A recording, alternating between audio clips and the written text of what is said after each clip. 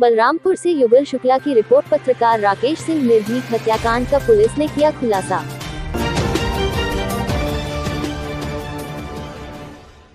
तीन आरोपियों को किया गिरफ्तार। आरोपी अकरम अली, रिंकू मिश्रा, ललित मिश्रा को गिरफ्तार कर जेल के लिए किया गया रवाना। गांव के आसपास के रहने वाले हैं तीनों आरोपी। 27 नवंबर 2020 को पत्रकार राकेश सिंह निर्भीक व उनके साथी पिंटू साहू को नशे की हालत में जिंदा जलाकर की गई थी हत्या। शराब पिलाई पिंटू को, और राकेश को भी इन्होंने शराब पिलाई। और जब ये लोग शराब पी करके ये लोग बेसुध से हो गए, उसके बाद फिर इन लोगों ने जो कमरे का दरवाजा था उसको बाहर से बंद किया और अकरम को और ललित को इन्होंने बुलाया।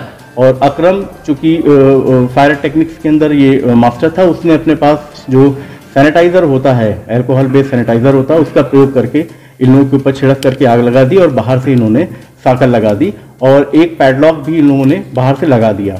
उसके बाद मेन गेट से निकल गए, मेन गेट को इन्होंने बंद कर दिया और एक व्यक्ति पीछे के दरवाजे से बाहर निकल गया। तो इस घटनाक्रम में इस तरह से इन लोगों ने पहले तो बैठ करके साथ में इन्होंने शराब वगैरह पिलाई, इन लोगों ने आपस में एक दोस्ताना व्यवहार बनाने की कोशिश की और उसके बाद इन लोगों ने धोखे से इस घटना को अंजाम दिया। सर, एक विषय है कि जिसमें कहा जा रहा है कि घटना को कारित करने में बम का प्रयोग किया गया, विस्फोटक पदार्थों का प्रयोग किया गया, लेकिन घटना स्थल का हम लोगों ने बहुत ही बारीकी से निरीक्षण किया है और उस घटना स्थल के अंदर ब्लास्ट के कोई भी चिन्ह नहीं मिले हैं।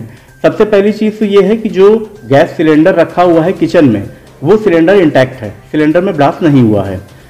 और अगर छोटा कमरा है, उस कमरे में अगर ब्लास्ट होगा तो शीशे की जितनी भी चीजें हैं वो चकनाचूर हो जाएंगी।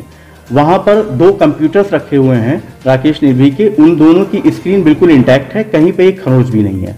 इसके साथ ही मेज के ऊपर एक मूंगफली का थैला रखा हुआ था, जो गर्मी की वजह से जिसकी पन्नी सिकुड़ गई है और वो मूंगफली वैसे के वैसे ढेर बनी हुई है। तो अगर ब्लास्ट होता तो वो मूंगफलियां भी बिखर गई होती। इसके साथ ही जो कमरे की फॉल्स सीलिंग है, फॉल्स सीलिंग उतनी जली है जिसमें आग लगी है, शेष फॉल्स सीलिंग बिल्कुल इंटैक्ट है। तो अगर ब्लास्ट होता तो फॉल्स सीलिंग के भी परखच्चे उड़ गए होते हैं। एक संभावना ये भी व्यक्त की जा रही थी कि जो कमरे में एसी लगा हुआ था, संभवतः एसी में जो गैस होती है उसमें कुछ आग लग गई हो, ब्लास्ट हो गया हो, लेकिन ऐसी भी संभावना नहीं है क्योंकि एसी जो बाहर उसके पार्ट्स मिले हैं वो इंटैक्ट थे, वो बस गिरने की वजह से जो टूट फूट हुई है वही टूट फूट हुई थी, किसी तरह का कोई ब्लास्ट नहीं हुआ था। तो इस तरह से ये घटना जो थी उसमें आगजनी की गई है और ब्लास्ट नहीं हुआ है। धोखा दे करके उन लोगों को पहले शराब पिला करके बेसुध किया गया और उसके बाद धोखेधड़ी से आगजनी करके और घटना को दुर्घटना का रूप का प्रयास देते हुए वहां से इस चीज को कारित किया गया। तीनों के अलावा और भी कोई शामिल हो सकता है? हाँ, इसमें 1-2 लोग और थे जो रिंकू के साथ आए थे, वहां पर बैठ के उन्होंने बातचीत वगैरह की थी, लेकिन अभी इसके बारे में और हम लोग आगे इन्वेस्टिगेशन कर रहे हैं इसमें। और इसमें जिन संदिग्धों के नाम राकेश ने बताए थे, जिन्होंने उनके अंतिम बयान में जो बताए थे, उनसे भी हम लोग पूछताछ कर रहे हैं।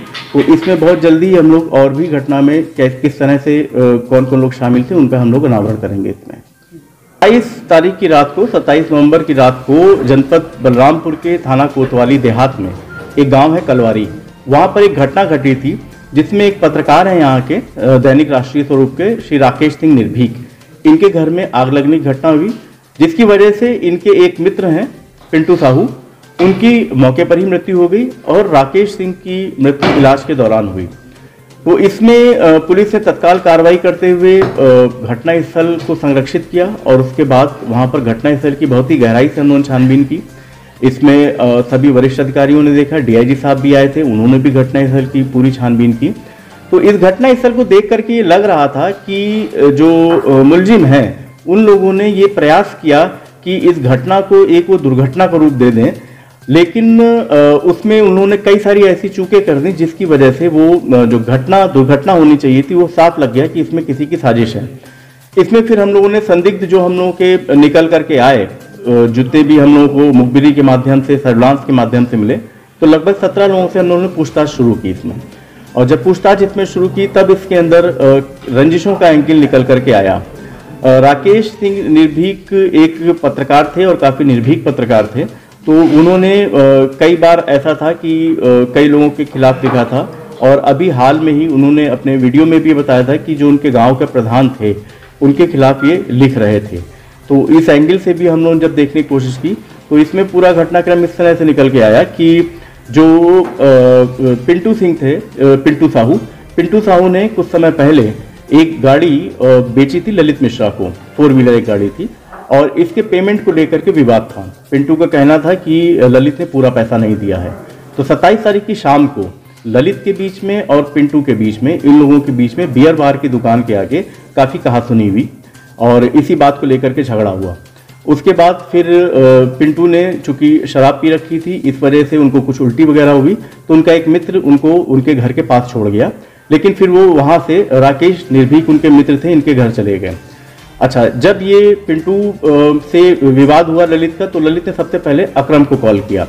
यहाँ पर जो अकरम है वो पिंटू का जो ललित है उसका काफ़ी अच्छा दोस्त है, और अकरम के ऊपर 2015 में श्रावस्ती के थाना इकोना में एक 302 का मुकदमा लिखा गया था, जिसमें एक महिला को जला करके मारा गया था। और ये भी माना जा रहा है कि अकरम पायरोटेक्निक्स में, यानी कि आग लगाने वाले जितने भी तरीके होते हैं उसमें काफ़ी माहिर हैं।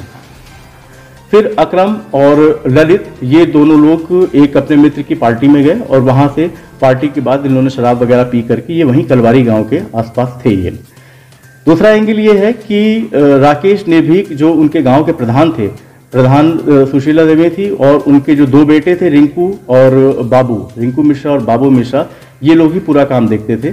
और जब राकेश निर्भीक से इनका इस बात पे विवाद हुआ, तो रिंकू मिश्रा ने कई बार राकेश से बात करने की भी कोशिश की फ़ोन के माध्यम से, और उसके बाद फिर जब रात में पिंटू और राकेश घर में थे, तब चूंकि एक ही मोहल्ले गाँव के थे वो लोग, तो रिंकू मिश्रा अपने 1-2 साथियों के साथ आ करके इनसे